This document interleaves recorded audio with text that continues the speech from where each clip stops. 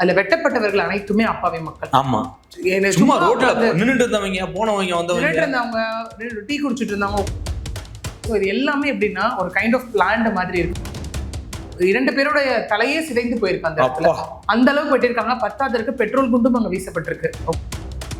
இந்த மாதிரி ஒரு சம்பவம் நடந்திருக்கு. இது வரைக்கும் எந்த அரசியல் தலைவர்களும் எதுவுமே எங்களை நோக்கி வரல, வந்து பார்க்கல. அந்த தெருவே அப்படின்னு பார்த்தோம்னா அந்த பிற்பட்ட சமூகத்தை சார்ந்தவர்கள் ஒரு இடம் நம்ம சொல்லப்படுது.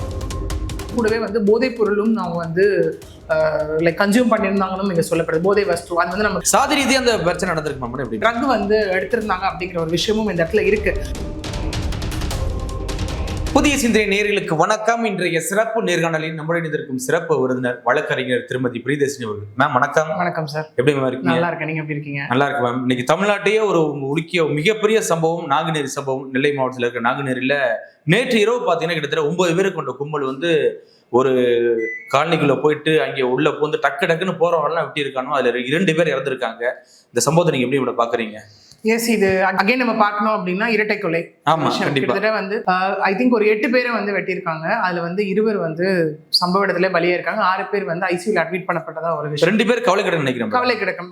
2 பேர் வந்து அதுல நிலை வந்து இன்னும் சீரியஸா இருக்கு அப்படிங்கறதுதான் விஷயம். அதனை தொடர்ந்து மக்கள் நேற்று நைட்டு ஆரம்பிச்ச போராட்டம் இன்னும் வந்து அங்க போராட்டங்கள் வந்து போய்கிட்டு தான் இருக்கு. நாங்குநேரி நெல்லை மாவட்டத்துல அது எங்களுக்கு வந்து நீதி வேணும் அப்படின்றது. கூடவே அவங்க ஷாக்கிங்கா இன்னொரு சொன்ன ஒரு விஷயம், இது இன்னைக்கு புதுசா நடக்கிற ஒரு விஷயம் கிடையாது.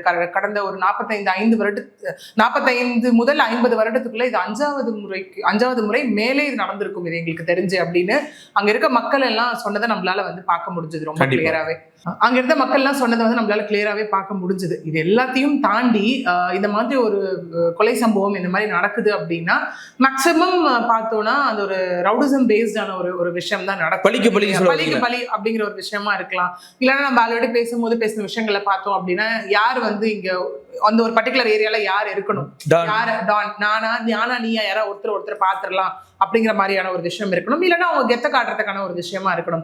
இது வந்து அது என்ன சொல்ல, கத்தி எடுத்தவங்களுக்கு கத்தியாலதான் சாவு அப்படிங்கிற மாதிரி 2 பேருமே அதுல வந்துட்டு ஒரு அந்த மாதிரி ஒரு சம்பவங்கள் பண்ணக்கூடியவங்களா இருப்பாங்க. ஒருத்தர் மோதிக்கிறது நம்மளால பார்க்க முடியுது. ஆனா இந்த சம்பவம் பொறுத்த வரைக்கும், இந்த நாங்குநேரி இரட்டை கொலை பொறுத்த வரைக்கும் நம்ம பார்த்தோம்னா அதுல வெட்டப்பட்டவர்கள் அனைத்துமே அப்பாவி மக்கள். ஆமா, சும்மா ரோட்ல நின்னுட்டு இருந்தவங்க, போனவங்க, வந்தவங்க, டீ குடிச்சிட்டு இருந்தவங்க, உட்காந்துட்டு இருந்தவங்க, ரோட்ல நடந்து போனவங்க, வந்தவங்க எல்லாருமே வந்துட்டு, ஏன்னா அவங்க சாகும் போதே வந்து நம்ம என்ன காரணத்துக்காக நம்ம சாகுறோம் அப்படின்றது தெரியாம வந்துட்டு இறந்து போனவர்கள் தான் இந்த 2 பேரும். மிச்சம் வந்து 4 பேரும். ஏன்னா எவ்வளவு யோசிச்சாலும் நமக்கு வந்து காரணம் தெரியாது. ஏன்னா இன்னும் காவல்துறையினராலே வந்துட்டு இதுக்கு வந்து என்ன வந்து காரணம் என்ன அப்படின்ற ஒரு துப்பே வந்து துலக்க முடியாத ஒரு சிச்சுவேஷன் தான் போயிட்டு இருக்கு.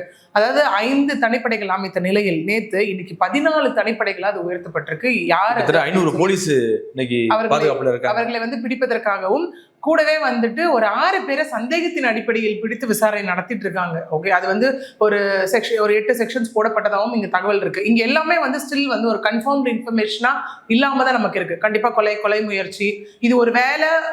ஏன்னா ஒரு 9 பேர் கொண்ட கும்பல் வந்ததாக அங்க இருக்கு.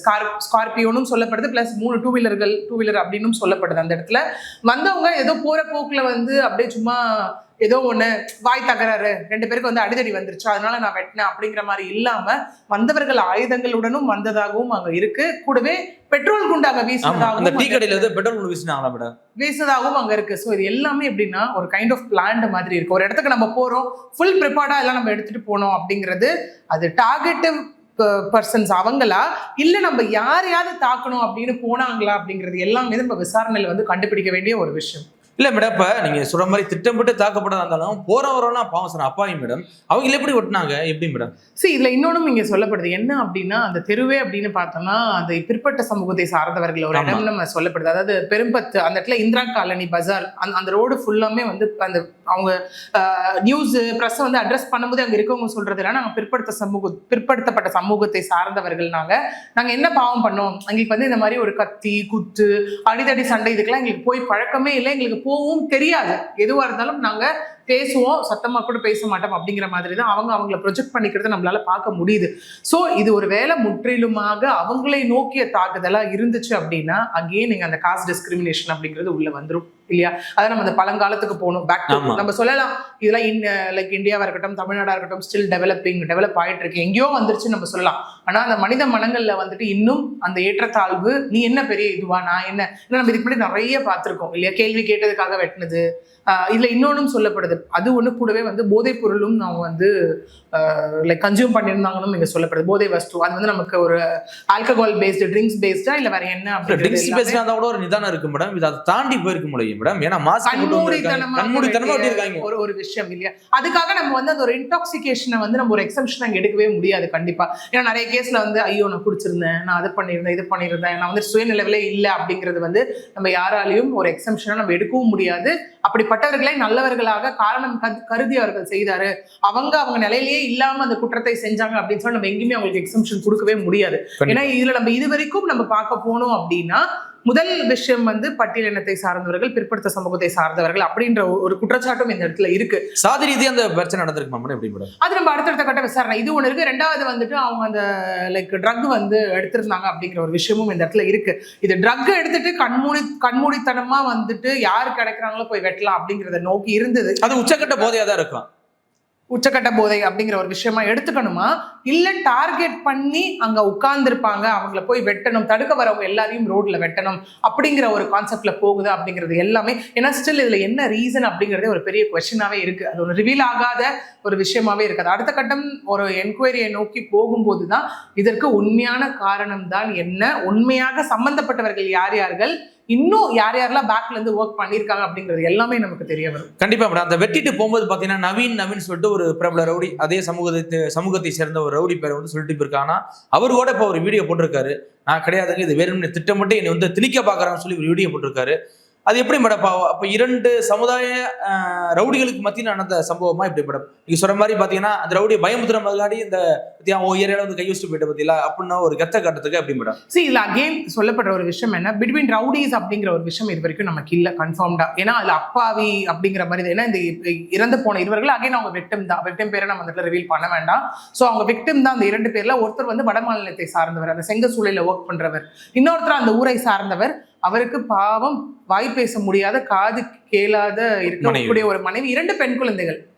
சோ அப்ப வந்து நீங்க பாத்தீங்கன்னா அகைன் அவங்க வந்து ஒரு பின்னாடி அவங்களுக்கு ஹிஸ்டரி இருக்கணும் இல்லையா? ஒருவேளை அவங்களும் அந்த ரவுடிசம் பேஸ் ஏதாவது பண்ணிட்டு இருக்காங்க அப்படின்னா அந்த ஹிஸ்டரி கண்டிப்பா நமக்கு இருந்திருக்கும். சோ இது பிட்வீன் ரவுடிஸ் அண்ட் ரவுடிஸ் அப்படிங்கிற கான்செப்ட் இங்க இல்ல. நம்ம இது வரைக்கும் அந்த தகவல்களின் அடிப்படையில் அப்படி கிடையாது. ஓகே, ஏன்னா அது நீங்க சொன்ன அந்த வீடியோவும் நான் பார்த்தேன். அது சில ஒரு நியூஸ் சேனல்ஸ்ல தான் அந்த வீடியோஸ் வந்து வந்ததை நம்மளால பார்க்க முடிஞ்சது இல்லையா? சோ பேசும்போது என்னோட இதுல வந்து ராணுவத்துல சேரணும்ன்றதுதான் இதுவா இருந்துச்சு என்னோடது. பட் ஆனா ஒரு கேஸ்ல வந்து நான் போலீஸ் வந்து உள்ள போட்டுட்டாங்க, அதுக்கப்புறம் என்ன இதுல தேவையில்லாம உள்ள இழுத்து விடுறாங்க அப்படிங்கிற மாதிரியான அவரோட வீடியோக்கள் எல்லாம் நம்மளால ஒரு 2 நியூஸ் சேனல்லையும் நம்மளால பார்க்க முடிஞ்சது. ஓகே, அது நிஜமான ஒரு விஷயமா இல்ல இதுல நிஜமாவே யார் தான் சம்பந்தப்பட்டிருக்காங்க? ஏன்னா திரும்ப இதுல இருக்க ஒரு விஷயம், அப்பாவே மக்கள், எதுவுமே தெரியாத அறியாத ஒரு மக்கள். ஏன்னா நம்ம இந்த மாதிரி ஒரு ஜாதி ரீதியாக நடந்த ஒரு கொலைகள் அதெல்லாம் நம்ம எடுத்து பார்த்துட்டோம் அப்படின்னா அதுல நிறைய பேர் நிறைய மூவிஸ்ல இருக்க டைலாக்ஸையும் நம்ம பார்த்திருப்போம். ஏன்னா இந்த ஒரு பர்டிகுலர் சமூகத்துல பிறந்ததுதான் நான் செய்த தவறா அப்படிங்கிற மாதிரியான கேள்விகள் நம்ம நிறைய பார்த்திருப்போம். அப்ப அது அப்படியே டைரக்டா நம்ம இந்த கேஸ்லயும் லைக் கம்பேர் பண்ணி பார்க்கலாம் இல்லையா? அதே மாதிரியான ஒரு சம்பவம் தானே இங்கேயும் நடந்திருக்கு. கிட்டத்தட்ட 1 முறை 2 முறை இல்ல 5 முறை நடந்திருக்கு அப்படிங்கிறாங்க அந்த ஊர் மக்களே. ஆமா, 50 வருடங்கள்ல 5 முறை நடந்திருக்குன்றது ஒண்ணு இல்ல. இன்னொன்னு பாத்தீங்கன்னா எந்த அளவுக்கு அந்த கொடூரமான ஒரு செயல் அப்படின்னா வந்தவங்க வந்துட்டு 2 பேருடைய தலையே சிதைந்து போயிருக்கு அந்த இடத்துல. அந்த அளவுக்கு வெட்டிருக்காங்க. 10வது பெட்ரோல் குண்டும் அங்க வீசப்பட்டிருக்கு. ஓகே, அது இல்லாம தான் வந்திருக்காங்க. ஒண்ணு வெட்டுவோம், இல்லைன்னா சப்போஸ் ஆடு சுத்தி போட்டா கூட இப்படி கூட எடுத்துக்கலாமே.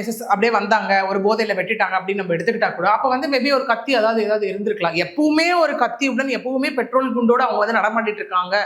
ஒரு வேலை நடமாட்டிட்டு இருக்கவங்களா இருந்தா அது எவ்வளவு ஆபத்து. ஓகேனா நீ ஓகே, நீ அதே மாதிரி நம்ம இன்னொன்னு எடுத்துக்கலாம். டார்கெட்டிவா அவங்க வந்திருந்தாங்க அப்படின்னு வச்சுக்கோங்களேன். நம்ம இன்டர்பிரேட் பண்ற ஃபேக்டருக்காக நம்ம பார்த்தோம் அப்படின்னா வராங்க அப்படின்னா ஓகே, அங்க இருக்கவங்களை வெட்டியிருப்பாங்க, தடுக்க வரவங்களை வெட்டியிருப்பாங்க, போற வரவங்க எல்லாம் வெட்டணும் இல்லையா? ரோட்ல நடந்து போறவங்க எல்லாம் கண்ணா பின்னாடி வெட்டணும்ன்றது இங்க இல்ல இல்லையா? சோ அந்த மாதிரியான சம்பவமும் இங்க நிகழ்ந்ததாகவும் இருக்கு இல்லையா? ஆனா நீங்க சொல்ற மாதிரி அந்த இறந்து போனார் ஜானுங்கிறவர் வீடு பூந்து வெட்டியிருக்காங்க மேடம். அப்போ அது டார்கெட்டாவும் இருக்கலாம்ல. அதுதான் ஸ்டில் அன்னோன். இந்த ரீசன் என்ன அப்படிங்கிறது, what is exact reason for this அப்படிங்கிறது வந்து இன்னும் இல்லை அன்னோன். இது இன்னும் ஃபேக்ட்ஸ் என்னன்றதே அன்னோனா தான் நமக்கு இருக்கு. இந்த மாதிரி ஒரு இது நடந்திருக்கு, இது வந்து ஒரு சமூகத்தை சார்ந்த தாக்குதலா அப்படிங்கிறதுமே வந்துட்டு இல்ல ஒரு யாராவது லைக் ஒரு பழிவாங்கக்கூடிய படலமா அப்படிங்கிறது எல்லாமே வந்து நமக்கு ஃபர்தர் என்கொயரியில தான் நமக்கு தெரியும். ஏன்னா நமக்கு வந்து ஒரு கேட் ஓப்பனா இருந்ததுன்னு வச்சுக்கோங்க, இதுதான் ரீசன் நம்ம பிக்சரா போயிடலாம். நமக்கு இங்க 2-3 கேட் ஓப்பனா இருக்கு, அப்போ நமக்கு எதனை நோக்கி இருக்கு அப்படிங்கிறது இனிமே தான் அது கன்ஃபார்ம் செய்யப்பட வேண்டிய ஒரு விஷயம். கண்டிப்பா மேடம். தொடர்ச்சியா தென் மாவட்டங்களில் இது மாதிரி சாதி ரீதியான கொலைகள் தொடரும் பண்ண இருக்கு. இதுக்கு என்னதான் முற்றுப்புள்ளி? ஒண்ணு காவல்துறை மாறணுமா இல்ல மக்கள் மாறணுமா? இது எப்படி மேடம்? கண்டிப்பா இதுல மக்கள் மாறணும் அப்படிங்கிறத விஷயம். ஏன்னா நம்ம பேசும்போதும் நம்ம வந்து திரும்ப என்ன அதுல ஒரு டேக் லைனாவே என்னால நிறைய கமெண்ட்ஸ்ல பார்க்க முடியுது, மக்கள் சொல்றதை பார்க்க முடியுது. ஒரு டிபேட்டா பார்க்கணும் அப்படின்னாமே கூட என்னன்னா வந்து இன்னும் வந்து தண்டனைகள் கடுமையாக்கப்படணும், இன்னும் சட்டங்கள் கடுமையாக்கப்படணும், அப்பதான் வந்து எல்லாம் திருந்துவாங்கன்ற ஒரு ஃபேக்டர் சில பேர் இன்னும் திரும்ப முன்வைக்கக்கூடியதை நம்ம பார்த்துக்கிட்டு தான் இருக்கோம். பட் இருக்க லா ஸ்ட்ராங்கா தான் இருக்கு, இருக்கக்கூடிய பனிஷ்மெண்ட் ஸ்ட்ராங்கா தான் இருக்கு அந்த இடத்துல. பட் யார் இங்க மாறணும்? இப்போ வந்து நம்ம ஒருத்தவங்களுக்கு பனிஷ்மெண்ட் கொடுக்குறோம், அதை பார்த்து அடுத்தவங்களுக்கு பயம் வரணும் அப்படிங்கிற ஒரு காரணத்துக்காக தான் அந்த இடத்துல இல்லையா? ஸோ அந்த பயம் யார் மனசுல வரணும்? அது யார் மனசுல தன் change should start from within. நீங்க எல்லாம் இருக்கு, இப்போ உங்களுக்கு தெரியுது இது நடக்கும், இது விஷயங்கள் இருக்கு அப்படின்னும் போது ஐயோ இதை பண்ணா என் லைஃப் முடிஞ்சிடும் அப்படிங்கிறது ஒண்ணு. இன்னொன்னு நம்ம உயிர் மாதிரி தான் சக உயிர்களும் அப்படிங்கிற ஒரு விஷயமும் இந்த இடத்துல இருக்கு இல்லையா?